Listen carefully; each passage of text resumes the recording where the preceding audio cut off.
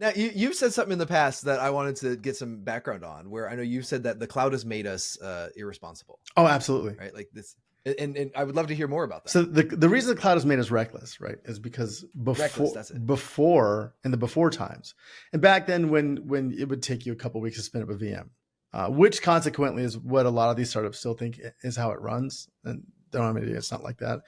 But you used to have to do forecasting, right?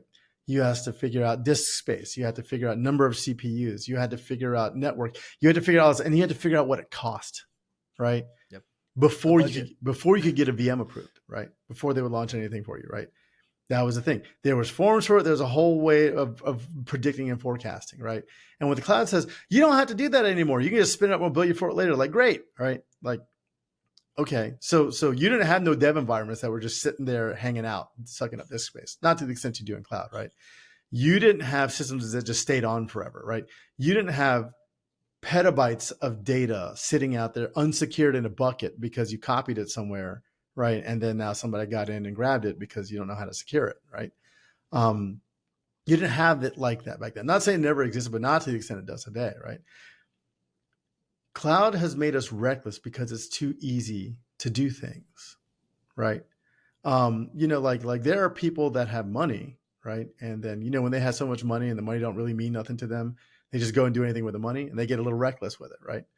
Cloud is kind of like that. You have, in theory, or a promise of unlimited resources.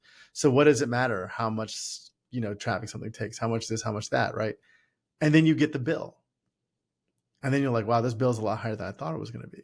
Well, and you hide your bad architecture with bigger bills. Right? You really that was a bad choice, and that was just now we're just going to pay more for it, right?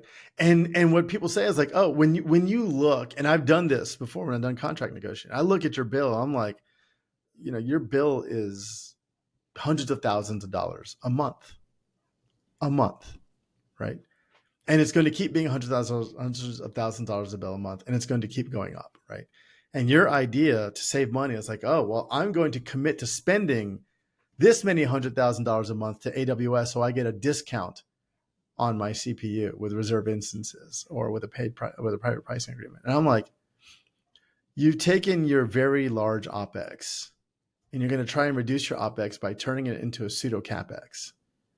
And I'm like, you have functionally bought hardware, right? But you're leasing it without the benefits. Yeah. But instead you're leasing it and you can't even claim it as depreciating assets on your taxes, right?